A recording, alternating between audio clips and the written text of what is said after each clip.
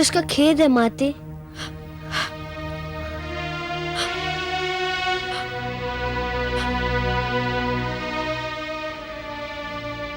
जो हुआ पुत्र, उस पर खेद व्यक्त करने के अतिरिक्त और किया भी क्या जा सकता है। परंतु खेद तो ये है कि तुम्हारा खेद और मेरा दुख भी अब होने के निर्णय को नहीं बदल सकता। माते, कहीं आप पिताश्री की मृत्यु के लिए मुझे तो उत्तरदायी नहीं समझ रही है? नहीं पुत्र, जो हुआ उसका उत्तरदायी मेरा ही भाग्य है। मेरे ही भाग्य में हार लिखी हुई थी। तुम्हारे पिताश्री ने जितनी बार तुम्हें मारने का प्रयास किया, उतनी ही बार मैं हारी। और अब जब वे मृत्यु से हार चुके हैं, तब भी वास्तव में मेरी ही हार हुई है। परंतु पुत्र, ये मेरी अंतिम हार है। इसमें तुम्हारा कोई दोष नहीं है, कोई दोष नहीं है।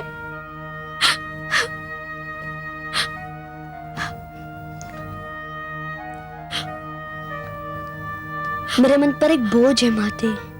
आप सोचे होंगे कि मैंने अपने पूज्य भगवान विष्णु से विनती करके भ्राता आह्लाद को फिर से जीवित करवा लिया। मैंने विष्णु से हट करके अपने गुरुजन शंडर अमर को काल के मुख से खींच लिया। तो अपने पिता के लिए भी भगवान विष्णु से जीवन दान क्यों नहीं मांगा? उन्हें पुनर्जीवन के वरदान से क्यों वंचित रखा? पुत्र, मेरे पति तुम्हारे पिता रहे ही कहाँ थे? उन्होंने तो स्वयं ये घोषणा कर दी थी कि ना तुम उनके पुत्र हो और ना ही वह तुम्हारे पिता। ये नाता तो उन्होंने अपने हाथों से तोड़ दिया था। प्रकृति का बनाया हुआ संबंध तो न जाने कब का उनके अहंकार की चौखट पर सिर पटक पटक कर दम तोड़ चुका था पुत्र। पर मैंने तो उस संबंध को कभी नहीं तोड़ा। मैं उस नाते को कभी नहीं भूला। मैं जानती हूँ पुत्र, इसीलिए तो मैं तुमको दोषी नहीं समझती हूँ। उन्होंने भगवान विष्णु से बैर किया और परिणाम वही हुआ जो भगवान के हर बैरी का होता है और होता रहेगा। कैसे विडंबना है ये, जो स्वयं को भगवान कहता था, सर्वशक्तिमान कहता था, जो स्वयं को दूसरों के प्राणों का रक्षक और स्वामी कहता था, वो अपने ही प्राणों की रक्षा न कर सका। तुमने पुत्र धर्म का पालन किया, परंतु मेरे पति पिता धर्म का पालन भी न कर सके। मैं पिता की छत्र छाया से वंचित हो चुका हूँ माते। मेरे सिर पर अब केवल आपकी छत्र छाया रह गई है। आपका प्रेम मेरा रक्षक रहा है। आपका आशीष मेरा रखवाला बना है। मुझे कभी स्वयं से दूर ना कीजिएगा। आपका स्नेह ही मेरे जीवन की सबसे बड़ी शक्ति है। मैं केवल ये कहने आया था कि अपने दुख में आप अकेली नहीं हैं। मैं आपके दुख का भागीदार हूँ। कुछ दुख ऐसे होते हैं पुत्र, जिनका कोई भागीदार नहीं बन सकता। हर व्यक्ति को ये दुख स्वयं सहने पड़ते हैं, चुपचाप अपने ही भीतर रह करके। अब तुम जाओ पुत्र, अभी बहुत कार्य शेष है। तुम जाकर इन कार्य को पूरा करो, अपना पुत्र धर्म निभाओ। मुझे कुछ आवश्यक निर्णय करना है।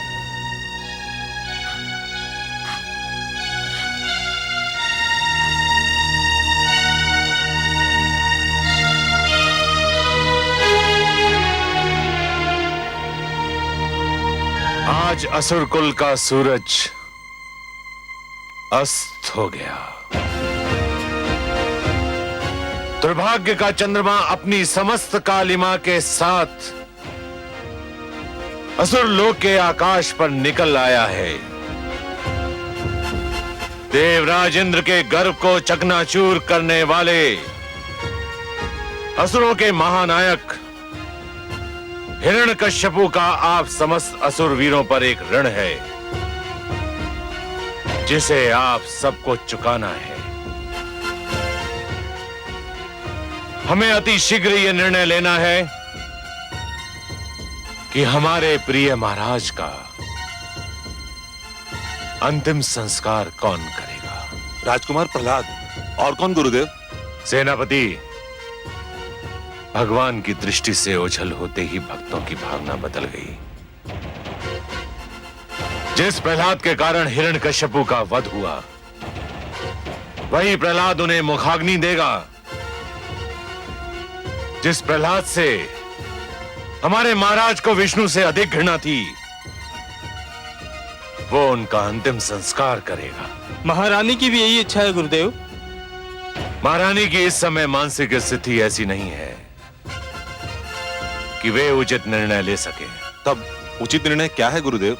नियम एवं परंपरा के अनुसार इसका अधिकारी ज्येष्ठ पुत्र होता है। इसलिए राजकुमार आह्लाद को इसका अधिकार दिया जाए।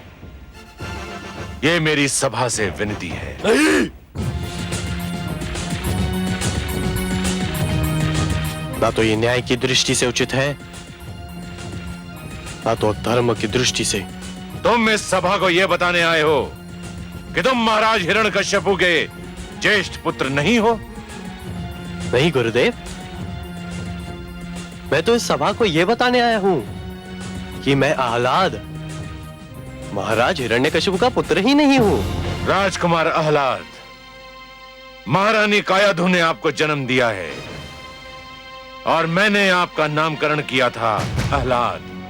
सत्य है, किंतु इससे बड़ा सत्य यह है कि आपने मंत्र पढ़े, आपने महाराज हिरण्यकशिपु से संकल्प करवाया और मुझे पूरी धार्मिक रीति से महारानी सिंगिका की गोद में डाल दिया गया। महारानी सिंगिका मेरी माताश्री थी, मैं महाराज विप्रचिति का पुत्र हूं। इसलिए सामंतगणों, महाराज हिरण्यकशिपु की अंतिम क्रिया का अधिकार केवल प्रहलाद को है। ये उसी का अधिकार है, नियम से भी धर्म से भी। इसके उपरांत भी यदि आप लोगों ने आज प्रहलाद से उसका अधिकार छीनने की चेष्टा की तो मैं कह देता हूं, महाराज हिरण्यकशिपु का मृत शरीर बिना अंतिम संस्कार के ही पड़ा रहेगा।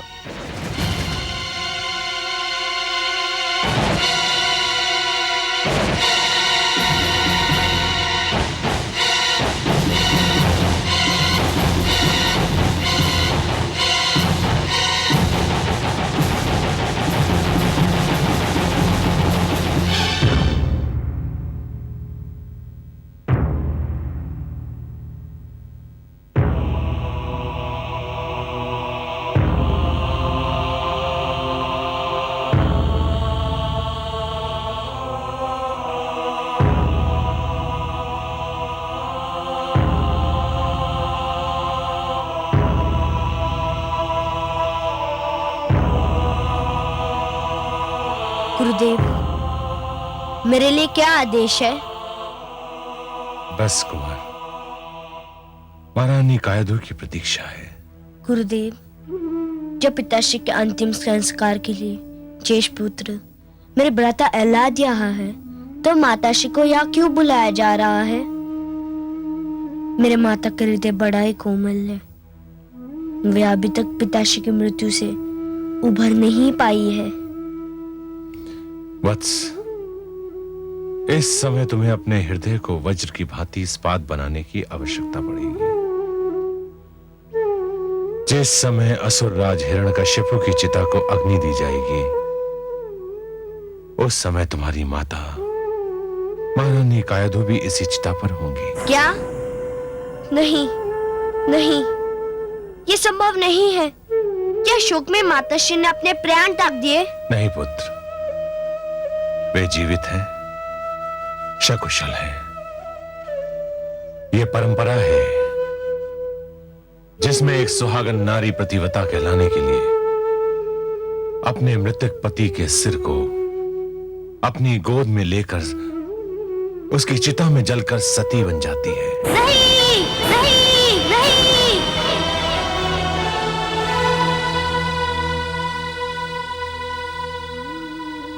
आग का जो भयानक खेल मैंने अपनी बुआशी के साथ देखा है, वही खेल आप लोग मेरी माताश्री के साथ परंपरा के नाम पर खेलना चाहते हैं, तो मैं वो खेल नहीं होने दूंगा।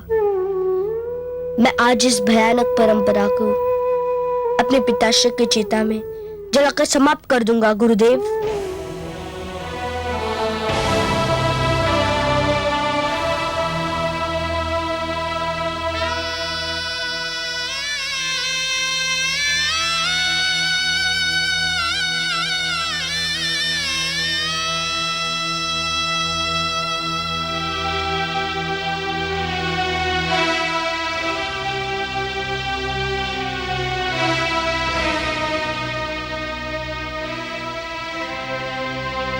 गुरुदेव, मुझे आशीष दीजिए।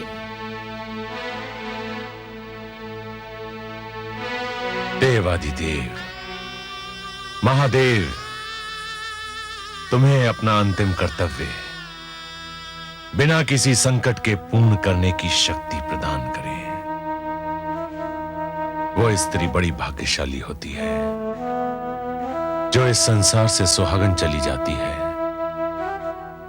तुमने ये निर्णय इसलिए लिया है कि तुम अपने इस सुहागन रूप को वैधव्य की लपटों में झोंकना नहीं चाहती हो। और इसीलिए आप सब परंपरा के पुजारी चाहते हैं कि मेरी माताश्री अपने आप को जीते जी चिता की लपटों में झोंक दे। ऐसा नहीं कहते हैं पुत्र। तुम तो मेरे धर्मात्मा पुत्र हो और मुझे पत्नी धर्म के मार्ग पर चलने से रोकना चाहते हो। आप आत्महत्या को धर्म कहती है? आप माताश्री इसे पत्नी का धर्म कहती है? एक ऐसा पति जिसने सारा जीवन आपको सुख की एक सांस नहीं लेने दी, उसके लिए आप आत्मदाह करना चाहती है और कहती है कि पत्नी का धर्म है।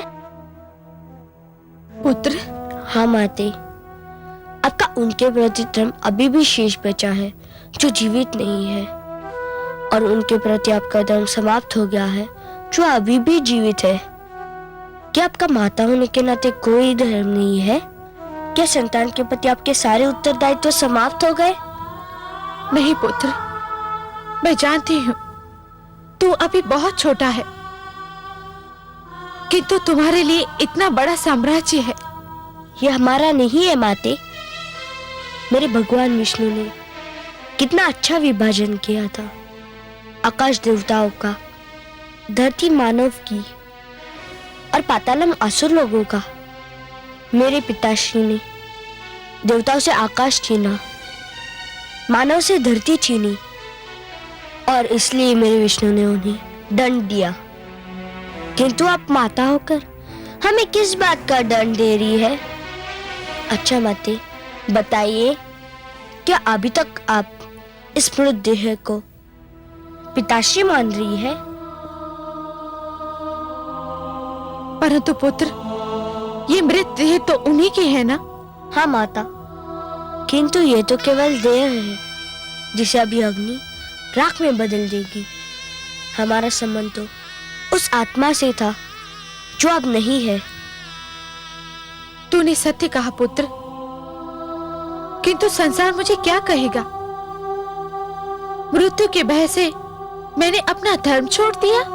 नहीं माते, जिसने न जाने कितनी बार अपने पति के हाथों अपने पुत्र को मृत्यु के मुख में जाते देखा है, उस पीड़ा को झेला है, उसे मृत्यु से भय नहीं माते, नहीं। केवल धर्म के नाम पर मुझसे अपनी ममता की छाया मत छीनो। केवल परंपरा के लिए मुझे अनाथ मत करो माते। पुत्र, पुत्र, पुत्र, मैं तुझे धन्यवाद देती हूँ। तूने मुझे माता होने के अधूरे कर्तव्य का स्मरण कराया है। मैं जीऊंगी पुत्र, अपनी संतान के लिए। मैं केवल एक पत्नी नहीं, माता भी हूँ। ठीक है माते, तू मुझे आज्ञा दो। कि मैं अपने पिता के देह को अग्नि दूं।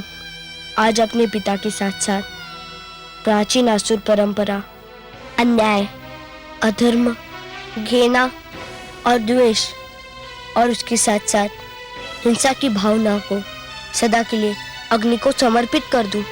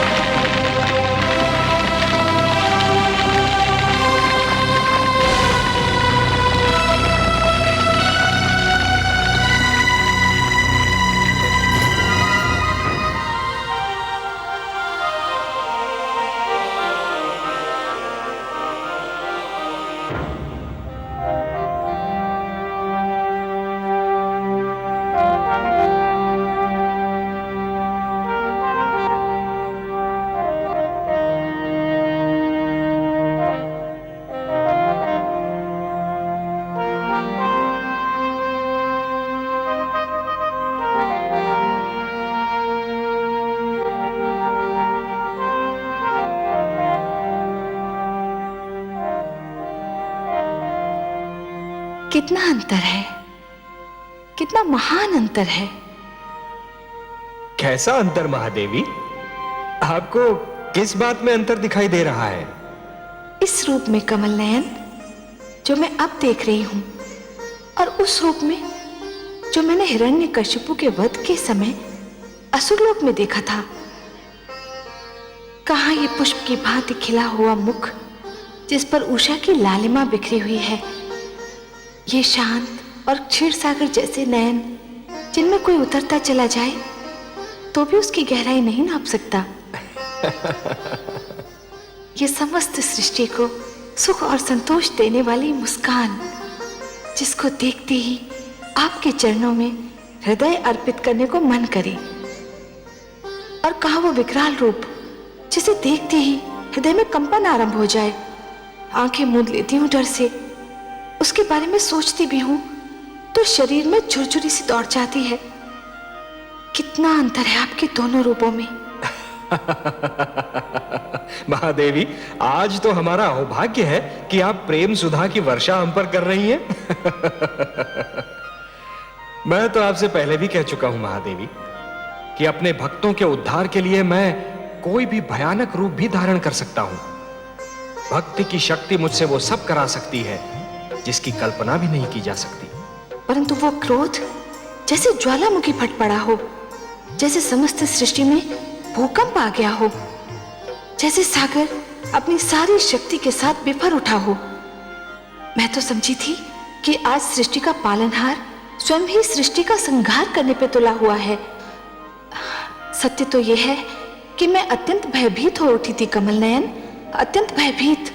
महादेवी, मैं सब कुछ सहन कर सकता हूं महादेवी, परंतु यदि कोई व्यक्ति अभिमान में यह कहने लगे कि वह स्वयं ही ईश्वर है, मैं उसे कदापि सहन नहीं कर सकता।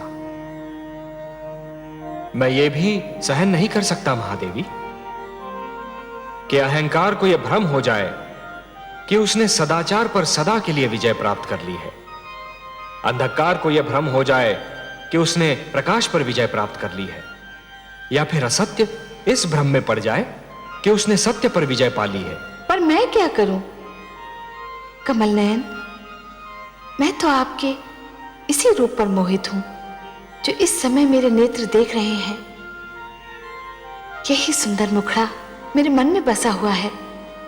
ये मुकुटधारी ललाट, यही सूर्य और चंद्र को लजाने वाला सुंदर मुखड़ा, ये दीप समान जगमगाते नेत्र, इसी को देखकर ही तो मैंने अपना हृदय आपके चरणों में रख दिया था।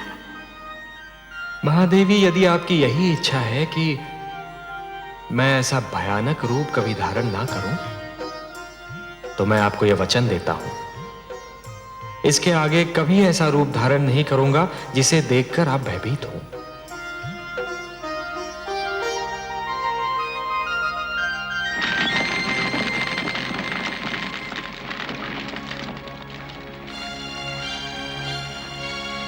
देवराज, क्या पूरी आयु इस कारागार में कटेगी?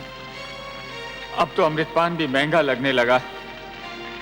यदि अमृत ना पिया होता तो हिरण्यकश्यप हमारा वध कर देता और हम सब इस कारागार की घुटन से मोक्ष पा जाए। ये सारा किया धरा ब्रह्मा जी का है, अपने ब्रह्मा जी का। न दिन में मरो न रात में, ये भी कोई वरदान है? न दिन में मरो न रात में, तो कब मरो?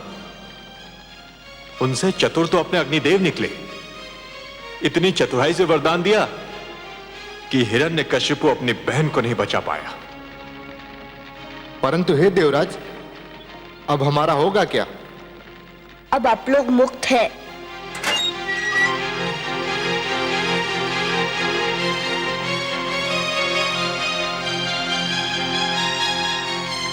महारानी क्याधु, राजकुमार प्रहलाद, आप दोनों यहां? हे देवराज, मैं असुराज हिरण्यकश्यप का पुत्र प्रहलाद आप सबसे अपने पिताश्री के व्यवहार की क्षमा मांगने आया हूँ। आप सब मुक्त हैं। राजकुमार प्रहलाद, आपकी मधुर वाणी सुनकर मन को बड़ा संतोष हुआ, किंतु आप बुरा ना माने। यदि हमारी मुक्ति का आदेश स्वयं दानवेंद्र दें तो? हे वरुण देव, मेरे पिताश्री नहीं रहे, मैं अभी उनका अंतिम संस्कार करके आ रहा हूँ।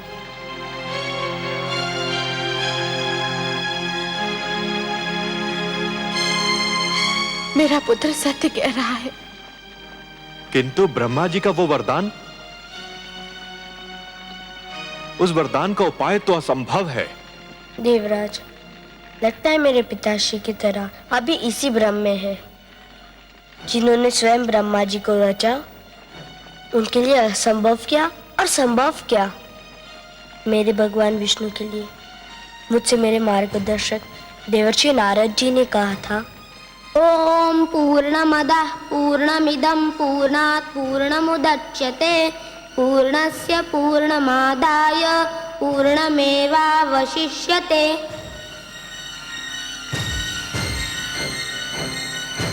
मेरे विष्णु के समक्ष जाकर तो प्रश्न भी उत्तर बन जाता है। नारायण नारायण। देवर्षि प्रणाम।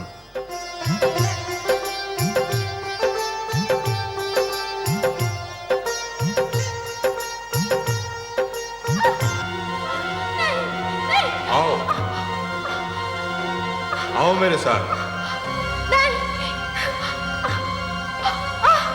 आओ मेरे साथ। नारायण नारायण। देवर्षि, अभी आपको देखते ही मुझे उन क्षणों का ध्यान हो आया जब मैं महारानी क्याधु को कायरों की भांति बलपूर्वक लिए जा रहा था। तब यह बालक प्रहलाद अपनी माता के गर्भ में था और मैं इसे जन्म लेते ही मार डालने की सोच रहा था। देवराज, आप जिस बालक का वध करना चाह रहे थे, आज उसी के कारण आप इस कारागार से मुक्त हो रहे हैं। इसी बालक के कारण तो मेरे आराध्य देव वासुदेव को पृथ्वी पर नृसिंह के रूप में अवतार लेना पड़ा। हे बाल योगी प्रहलाद, मैं हृदय से आपको प्रणाम करता हूं। आपने हमें मुक्त करके हम सब पर बड़ा उपकार किया है। नहीं देवराज, अब देवता है, श्रेष्ठ है। मैं आपको अपनी माता की इच्छा अनुसार आपका देवलोक आपको लौटा रहा हूँ। कृपया उसको स्वीकार कीजिए। नारायण नारायण, क्या सोच रहे हैं देवराज? ये सत्य है, स्वप्न नहीं। नारायण नारायण। आज से देवता आकाश पर, मानव धरती पर और असुर पाताल में रहेंगे। कोई भी किसी की सीमा का उल्लंघन नहीं करेगा। सब अपने अपने घरों में आनंद से रहेंगे। युद्ध ना हो, शांति ही शांति हो। यही मेरी भगवान विष्णु से प्रार्थना है। कमल नयन, कितना आश्चर्य की बात है, आपने ध्यान दिया? आप किस आश्चर्य की ओर संकेत कर रही हैं महादेवी? मैं तो कारागार में पुत्र प्रहलाद के देवराज इंद्र के प्रति उदारता के भाव को देख रहा था। मेरा संकेत भी उसी ओर है। कहाँ वो इंद्र, देवताओं में असुर, और कहाँ हमारा पुत्र प्रहलाद, असुरों में देवता। पुत्र प्रहलाद ने उन देवराज इंद्र को उनका देवलोक लौटाया जो कभी उसे मारना चाहते थे। यदि पुत्र प्रहलाद उनका इंद्रासन नहीं लौटाता तो वो क्या कर लेते?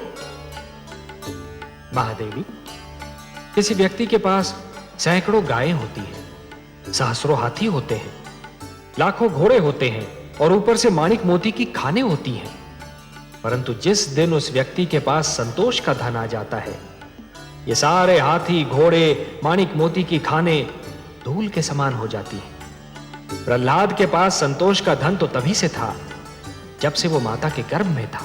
इतना श्रेष्ठ बालक जिस दिन राजा बनेगा उसकी प्रजा कितनी सुखी होगी। हाँ, ये तो है। प्रहलाद भी एक दिन राजा अवश्य बनेगा। मुझे नहीं लगता पद्मनाभ, अभी तो इस बालक में किसी भी प्रकार का स्वार्थ नहीं है। महादेवी, राजा में ये गुण होना भी आवश्यक है। जो व्यक्ति निजी स्वार्थ को त्याग नहीं सकता वो अच्छा राजा कभी नहीं बन सकता। मैं सोचती हूँ कमल नयन, क्यों ना सारा संसार प्रहलाद की भांति हो जाए। महादेवी, जैसे स्वाति की हर बूंद मोती नहीं होती, जैसे कोयले की हर खान में हीरा नहीं होता, जैसे असंख्य तारों के बीच एक ही चंद्रमा होता है और समस्त ग्रहमंडल में एक ही सूर्य होता है, वैसे हर प्राणी प्रहलाद तो नहीं हो सकता ना महादेवी। एक इतिहास पुरुष को बनाने के लिए मुझे असंख्य प्राणियों को जन्म देना पड़ता है, और इसीलिए है महादेवी, प्रहलाद की महिमा के लिए हिरण्यकशिपु का होना आवश्यक है। आप सत्य कहते हैं पद्मनाभ। वो देखिए कमल नयन, पुत्र प्रहलाद शुक्राचार्य के आश्रम की ओर क्यों जा रहा है? महादेवी, दैत्य गुरु शुक्राचार्य असुर लोक को त्याग कर जाने वाले हैं। हो सकता है कि पुत्र प्रहलाद शिष्टाचार के नाते उन्हें विदा करने जा रहा हो। क्या कह रहे हो तुम? मस्तिष्क फिर गया है तुम्हारा। गुरुकुल छोड़कर कहां जाओगे? उस मार्ग पर जिस पर प्रहलाद के ज्ञान का उजाला फैला हुआ है, उस मार्ग पर जो सत्य का मार्ग है, धर्म का मार्ग है, कल्याण और मन की शांति का मार्ग है। पिताश्री, हम हिमालय जाकर तपस्या करेंगे, अपने पापों का प्रायश्चित करेंगे और अपने मन की खोई हुई शांति को ढूंढेंगे। हमें यहां शिक्षा भी नहीं मिली और हमारे मन की शांति भी खो गई। यहां रहकर हमने ऐसे कार्य किए जिन्हें सोचकर हमें स्वयं से लज्जा आती है। मुझे छोड़कर मत जाओ पुत्रों। यदि तुम दोनों चले गए तो मेरी दोनों भुजाएं टूट जाएंगी। आप जिस पथ के पथिक हैं पिताश्री, यदि उसी पर चलते रहे तो एक दिन आप स्वयं भी टूट जाएंगे।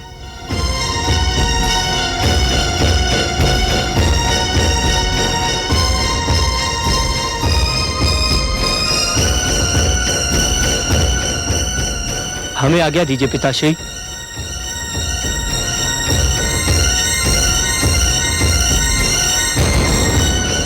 रुक जाओ मेरे पुत्रों, मुझे छोड़कर मत जाओ।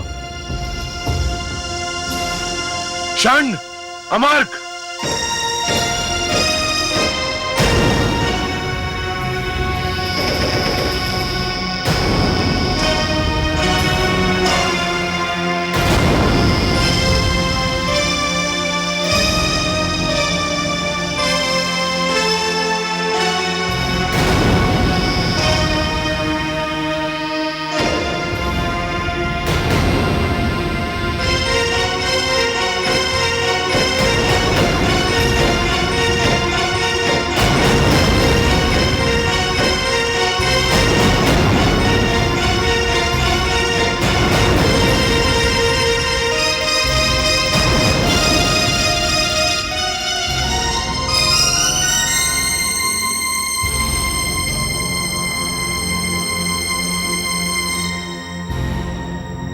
आयुष्मान भव। मुझे जैसी ही सूचना मिली मैं आपके पास चला आया गुरुदेव। किंतु वत्स, मुझे विदा करने के शिष्टाचार की अब कोई आवश्यकता नहीं है। मैं आपको विदा करने नहीं आया हूँ, तब मैं आपको रोकने आया हूँ। क्या तुम मुझे रोकने आए हो? हाँ गुरुदेव, आप महान हैं, असुरों के गुरु हैं, मेरे आचार्य हैं।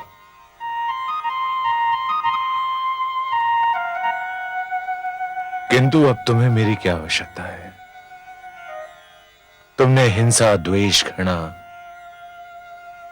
तथा असुरों की परंपरा को अपने पिता की अर्थी के साथ कंधा दे दिया है। तुम्हारे राज में तो अब केवल विष्णु के मानने वालों को ही स्थान मिलेगा। नहीं गुरुदेव, मानने का संबंध विश्वास से है। जो ईश्वर को मानेंगे वे मेरे हैं, जो नहीं मानेंगे वे भी मेरे हैं। मेरा ईश्वर पर इतना अटल विश्वास है कि ये मानने लगा कि ईश्वर को मनवाने की कोई आवश्यकता नहीं है। वे अपनी परम शक्ति स्वयं मनवा लेते हैं। मेरी निजी मान्यता का संबंध आपसे नहीं है गुरुदेव। मैं आसुरों की संस्कृति के विरोध नहीं हूँ। मुझे तो आपसे नीति की शिक्षा लेनी है, शस्त्र विद्या सीखनी है। एक पराजित व्यक्ति से शिक्षा ग्रहण करना चाहते हो? नहीं गुरुदेव, आप पराजित नहीं है। कोई भी पराजित नहीं हुआ। पराजय हुई है दोषपूर्ण सिद्धांतों की, दोषी नियमों और परंपराओं की। आप तो कल भी आचार्य थे और भविष्य में भी आचार्य रहेंगे।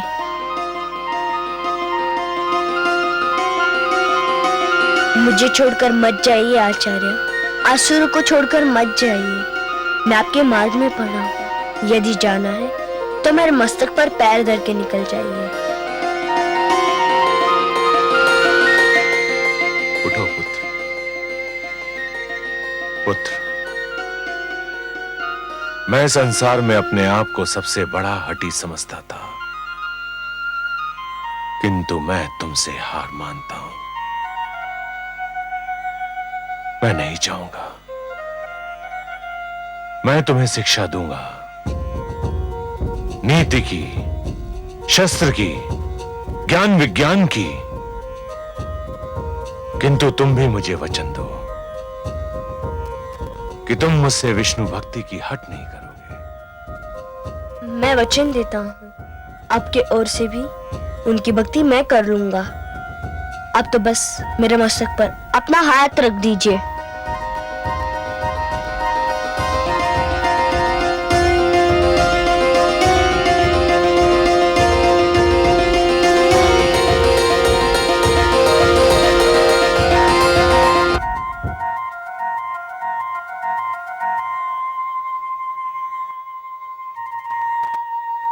क्या हुआ महादेवी?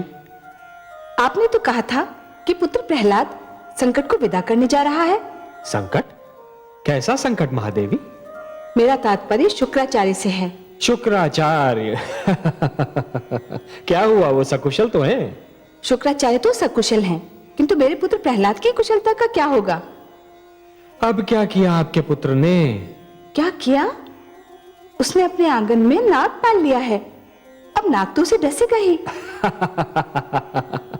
महादेवी, आपने चंदन का वृक्ष देखा है? देखा है कमल नयन। चंदन के वृक्ष के चारों ओर नाग ही नाग होते हैं, पर उनके विष का प्रभाव चंदन के वृक्ष पर पड़ता ही नहीं। अपना प्रहलाद भी चंदन है। ये बात उपहास में टालने वाली नहीं है वासुदेव। पुत्र प्रहलाद कितना सीधा, कितना सरल है। शुक्राचार्य रूपी संकट अपने आप टल रहा था। अच्छा भला वो जा रहा था, किंतु पुत्र प्रहलाद ने अपने सबसे प्रबल विरोधी को अपने साथ रख लिया। ये क्या नीति हुई कमल नयन? महादेवी, बच्चा है, अबोध है, सीख जाएगा। अच्छा ये बताइए कि क्या आप जानती हैं कि सबसे बड़ा नीतिज्ञ कौन होता है? नहीं नारायण।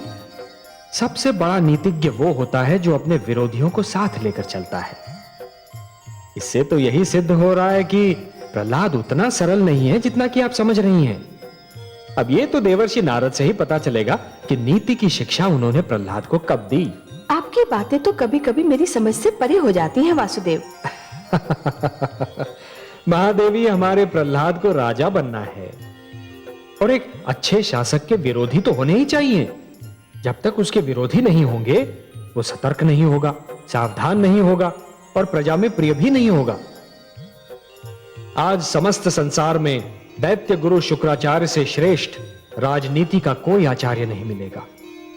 वो मेरे विरोधी अवश्य है महादेवी, परंतु आज तक उन्होंने कभी अपने कर्तव्य से मुख नहीं मोड़ा और इसीलिए वो मुझे प्रिय भी हैं। महादेवी, आप तो बस प्रहलाद जैसे पुत्रों की चिंता कीजिए और सृष्टि के सारे शुक्राचार्यों की चिंता मुझे करने दीजिए।